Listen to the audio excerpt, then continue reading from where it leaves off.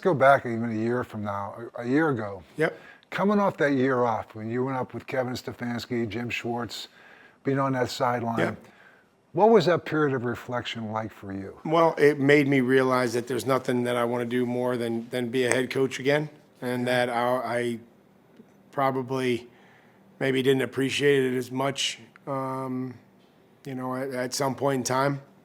And then being around the guys, the other thing I realized is how critical the connection is with the players, and not losing sight of that. That means something. And so, in that role that I was in, I didn't have to deal with a lot of these things. I could meet with players on Monday and Tuesday, and I was around. I was down. I had a little office down on the meetings and near their locker room. So, made great connections with a lot of those players there, and I realized how important it is. I knew how important it was. I just, you have to make sure that you're making the time. It's interesting because I see you now, and you're right. I see you on the sideline, you're headbutting with Milt. I wasn't expecting it. I didn't want to headbutt. Trust me, I'm done with that. But it's more of a fatherly approach to it than I've seen you in the past. And you just talked about the fact of being away from it for a year, and you came up here, and you're talking about coming into a historic place that you were a part of. Mm-hmm. 17 titles in 19 years, 6 Super Bowls.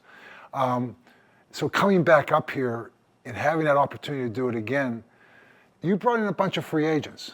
What was we did. thinking? I think we had to be intentional, and working with Elliott and Ryan and Stretch and personnel staff and a coaching staff is just trying to get the right guys in here at the right time. And we knew that we needed, to jumpstart this thing, and we got a lot of guys that have helped us. And then we try to draft players that were talented and we felt like would fit what we want to do as a culture and an identity.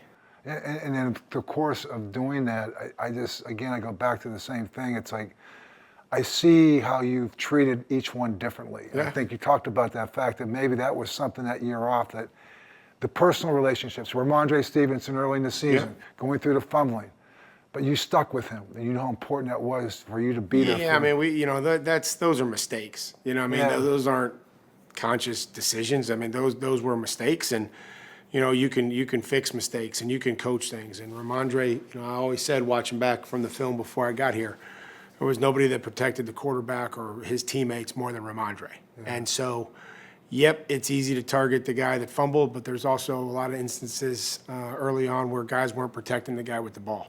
And so I think it's my job to make sure that when it comes to each and every case, you try to treat guys the way they treat the team.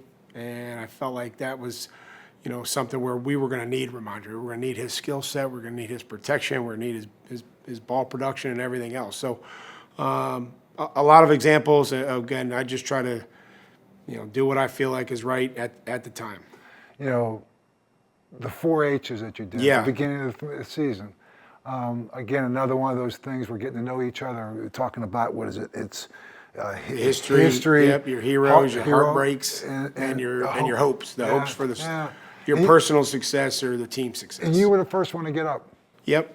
It's important. I think they have to be able to understand me and the things that I've gone through in my life. And I always talk about everybody has a different journey to this National Football League. Some guys are drafted high. Some guys, I tell them I didn't start a game for 4 years in Pittsburgh, and I didn't. But and every year I had to try to earn a role and find a role that was going to keep me on the football team. And then was able to come here, and that kind of changed. And then, the next 10 years. But, the different backgrounds and just different experiences that we've all shared. I really appreciate the guys treating it with so much care and respect for each other. That's the thing I'll most appreciate.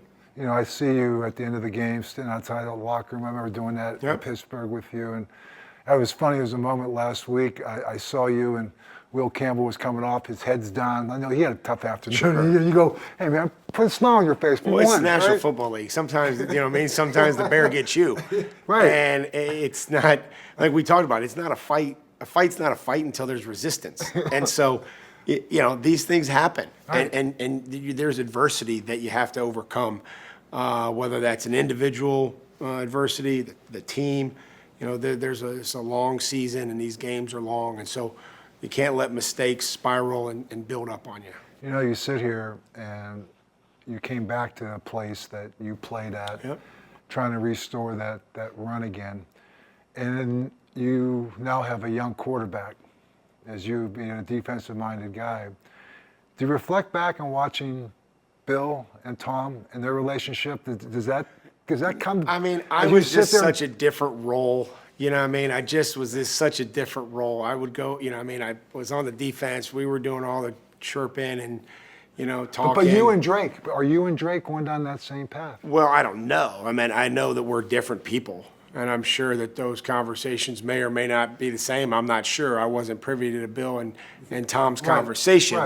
Right. But I know that I wanted to be here because of Drake. I wanted to be here, Yeah.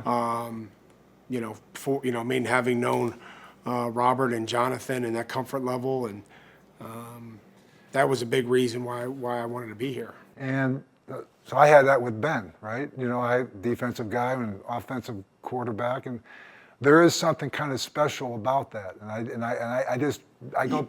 I can't tell him where to throw the ball. You know No, what I mean? I just no. tell him throw the ball to the But- guy that's open. Yeah. But it's the mentality that I'm trying to instill in him, the Right. leadership, trying to take ownership of the offense. He's the conductor, and sometimes I forget how young he is. You know what I mean? I forget that he's 23 years old, or maybe turned 24. I don't know. He's younger than both my kids. I know that. So, but I've enjoyed watching these guys have fun. I really have.